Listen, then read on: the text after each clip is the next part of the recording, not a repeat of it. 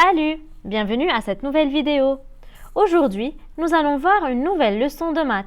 Cependant, ce n'est pas une notion de calcul, mais de géométrie.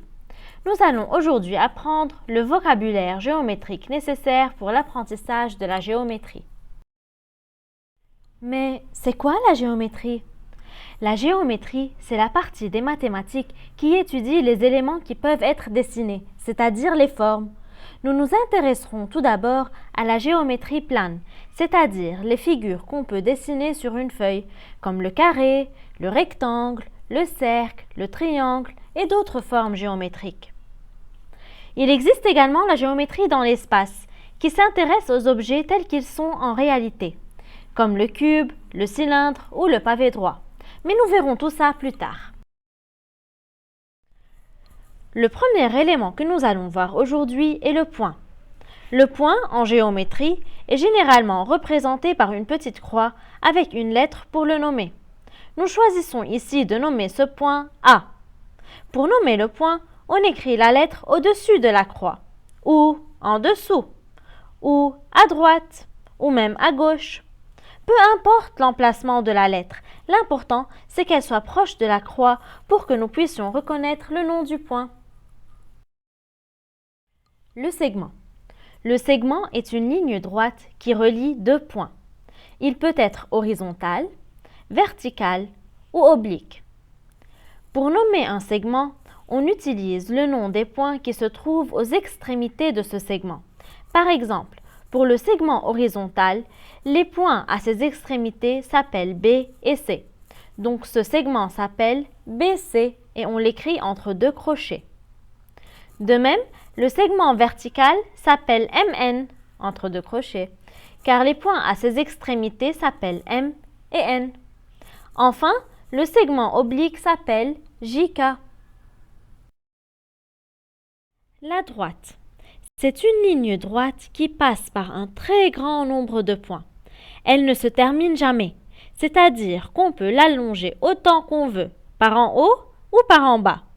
Donc, on ne peut pas la mesurer. Par contre, la distance entre deux points d'une droite forme un segment qu'on peut mesurer. Par exemple, sur cette droite, nous avons le segment DE. Nous avons aussi le segment DF et le segment DG. Nous avons aussi les segments EF et EG et FG aussi. La figure plane est une forme géométrique. La figure géométrique a généralement des sommets.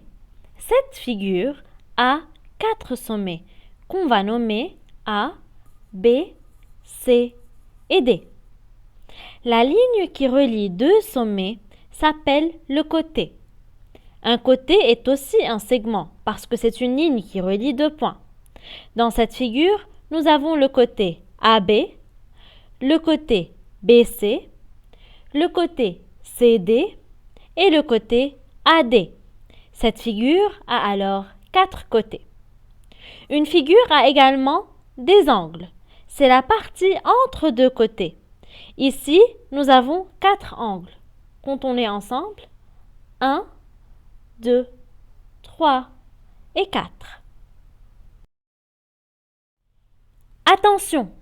Le cercle est une figure géométrique plane qui n'a ni sommet, ni côté, ni angle. Faisons quelques exercices pour voir si vous avez bien compris. Je vais poser une série de questions. Après chaque question, je vous donnerai 3 possibilités de réponse. Arrêtez la vidéo, essayez de répondre à la question, puis redémarrez la vidéo pour avoir la réponse. Exercice 1. Observez le dessin. Que voit-on ici? Est-ce une droite, un segment ou un point? La réponse est un segment, parce que c'est une ligne qui relie deux points. On appelle ce segment AB. Exercice 2. Observez cette figure. Combien de côtés cette figure a-t-elle? 7, 5 ou 9? Comptons les côtés. 1, 2, 3, 4, 5, 6, 7. La réponse est 7. Cette figure a également 7 sommets. Comptons-les ensemble. 1, 2, 3, 4, 5, 6 et 7. 7 côtés et 7 sommets. Exercice 3. Observez cette figure.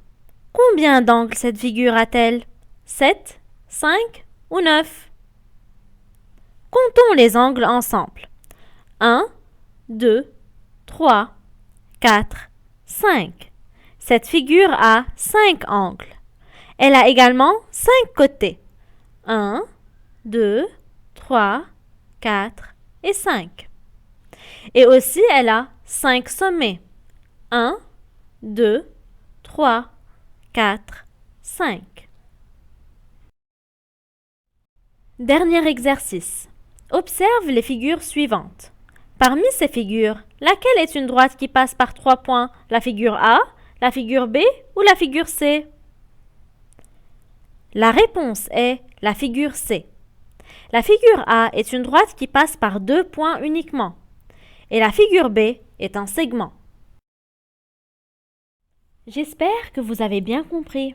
Merci pour votre attention et à bientôt.